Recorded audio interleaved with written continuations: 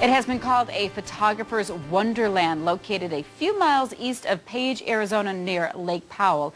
Antelope Canyon is one of the most breathtaking and tranquil places on Earth. Antelope Canyon contains hidden slots carved into swirling Navajo sandstone by rainwater and wind. These slot canyons have long been a part of Navajo culture, and in recent years they have welcomed tourists from around the world as Navajo tribal parks.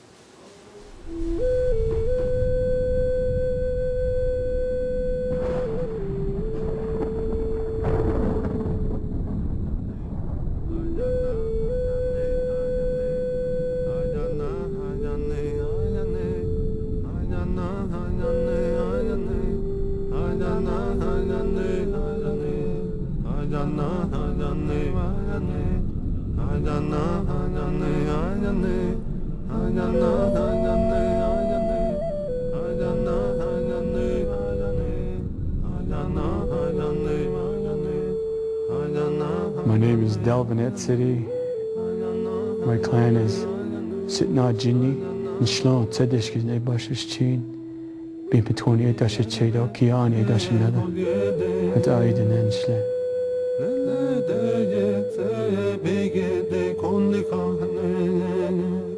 I'm of the Blackstreet people.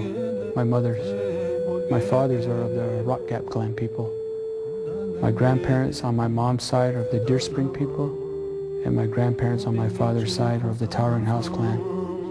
And that's how I am and what I represent in my culture.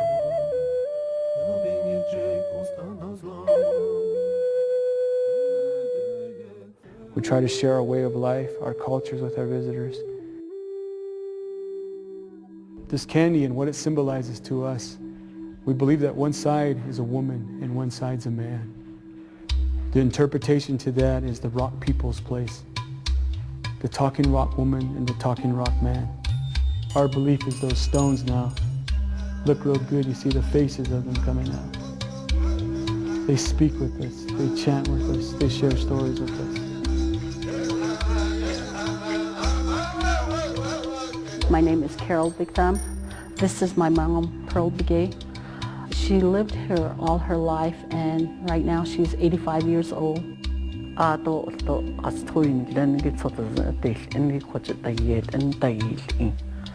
she was a little girl, they used to take the sheep down here to utilize the river water. They would put the sheep like under some of the rocks out there and just get into the shade there, and then they would play above the canyon. She used to tell us not to go into the canyon because it was like a sacred spot. They told us that there was like holy people in here, like Mother Earth, the talking stone, the wind and the rain people. This is their home, so you don't go into a place like that. So in order for us to come in every springtime, early in the morning, it's a private ceremony that we have to perform in here. That way we're permitted to come in here. If we don't do that, we're not allowed to come in.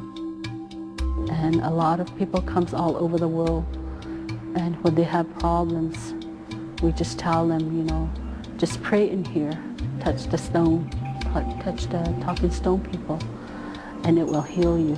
Whatever problem you have, just leave it here.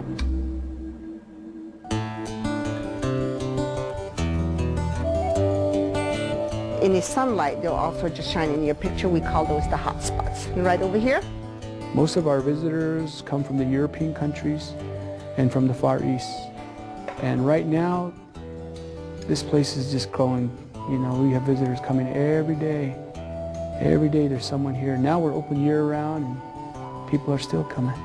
That hole in the rock right there is what we call the weeping eye. They say that we do have a high amount of magnesium, iron, and zinc in the rock, that where the water hits the wall, it oxidizes the canyon, where we get that white streak right there. That white streak will be there for practically almost 100 years or so.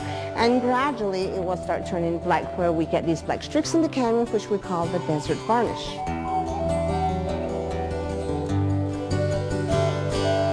She never dreamed that that it would be a tourist attraction.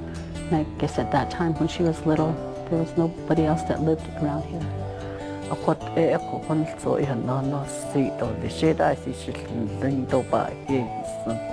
She just says, you know, thank you for people all over the world for coming here, and it makes her feel good that, and she's thankful that we can be able to do this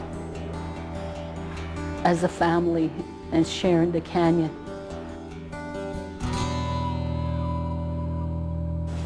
For more information about Navajo Parks and Recreation and Antelope Canyon, just visit them on the web at navajonationparks.org.